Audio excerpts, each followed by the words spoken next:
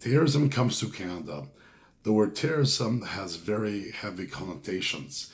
When you decide you want to go and take someone else's life, when you decide that your personal selfish motivations entitle you to go out and take someone else's life and affect their families, you're a terrorist.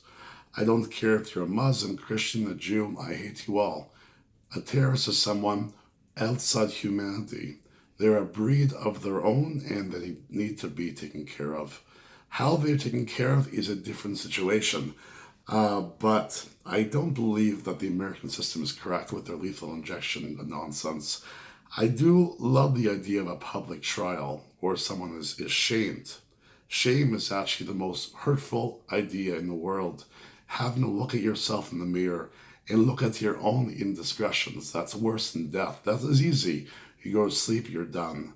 If you have to be judged by your peers in your community, then that means that you objectively hurt the world. So your existence hurt the world. If you did not exist, the world would be a better place. It's a very difficult issue to go with.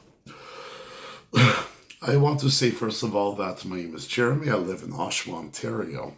I have lived many years in the North York community where it took place.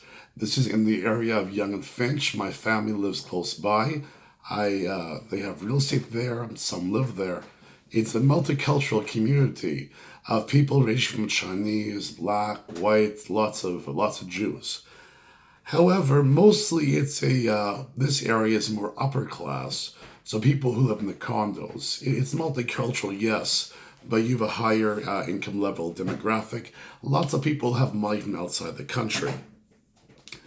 I want to say emphatically, for the 9 people who have died, you have my deepest condolences. At 10, I stand corrected, actually, 10 people. So many more have died, have been injured. At Sunnybrook Hospital, my heart is with their families. May their memory be everlasting. This is senseless. I don't understand it. Another thing, even if the people who died were not Canadian, they're travelers, the fact is their lives ended in Canada. So when I talk about our victims, it doesn't really matter where they're from. On that day, they will always be part of the Canadian Torontonian history. And their deaths are something I mourn very, very deeply. Even though I may not know them, I may have nothing to do with them, I believe in their right to be happy, to be free, to be with their families. This was the first beautiful day all winter. It's 22 degrees Celsius here or there. I'm not sure what that is in Fahrenheit, probably in the 70s. But you have a lot of families out. They're out on a nice day. They're out to go and maybe have a picnic, get some food. Maybe they're working and they take a day off to spend with their girlfriend. Who knows? They all had the right to be there. They had the right to be safe. They had a right to enjoy what they make. They had enjoy to come home to their families. And that was stolen without cause.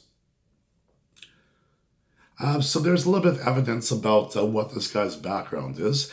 They say that he's Armenian, which very much is plausible. I know lots of Armenians. They're Christians. They're good people. I see no correlation between the Armenian people and this asshole. But one thing really stuck out and put together, this is my belief. There is a guy named Elliot Rodger, this asshole in California. He goes and he kills these people because he couldn't get laid. No girl wanted to have sex with him. So he wanted to go and kill the world because he couldn't get sex. Like for me, I'm not sure how you go all those years without sex, However, it was not their fault. If he wanted to get sex, it's why doesn't he better himself?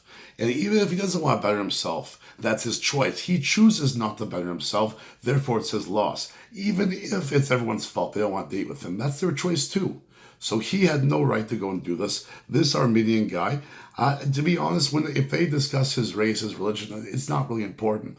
I'm going to go and emphasize his membership in the incel community. There's a community of guys who feel because of genetics, whatnot, they are so unlucky with women. With me, I'm not a good-looking guy. I'm a schleppy guy. I don't dress so well. I seem to have no problem with women. And actually, the biggest problem I have a problem with I attract the wrong types, but you know what, that's another story. Okay.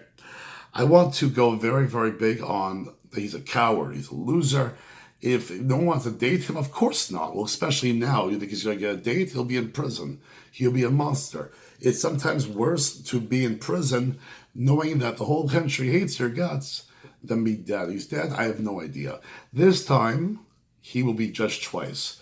I personally believe in a God. I believe that God judges all of us. I cannot prove this, empirically. It's my belief. I'm a Jew, and so forth. However, it's very important that if he was dead, he would not get a trial. So this cop, very good job. I don't know who he was. I want to learn about him. I would love to shake the guy's hand. Such strength in a personality. I mean, Toronto police have gotten so much trouble these days, so much stress from problems. There's racism against blacks, against everything. But you know what? That cop is going to be good PR. I also like the way the head Saunders did, the head of the Toronto police. Very, very unimpressed with Mr. Trudeau. He seems to cry all the time. He cries for this person, this. Why doesn't he cry for us this time? This is our pain. Why can't he feel our pain? He can feel the pain of people he has no connection to. But this is the streets of our city. This is the streets that we walk, that we work, that we're happy on. And if we cannot ensure safety, what kind of community are we? Once again, to all the families affected, I pray for you, regardless of what your religion is. I pray to our mutual creator that he, or whatever you believe, brings strength to you. I'm not going to preach on my theology now. It's not the time. Regardless, I do believe that you guys need strength. And I hope that my message gives you some strength. To the killer, I want to say, first of all, I shame you emphatically. I believe shame is the worst thing you can do to somebody. Look in the face and say, I despise you, whatever you stand for, I don't stand for. I don't want to be your friend. I don't want to hang out with you. I wish you were dead. And to be honest, do I wish this guy was dead right now? No. I wish he was never born so these people could have had their lives. Right now, I want him to face trial. And I want him to understand the nature of what he did. He may have freaked out like a crazy guy, but he can't go and say sorry. These people's lives are destroyed. Absolutely.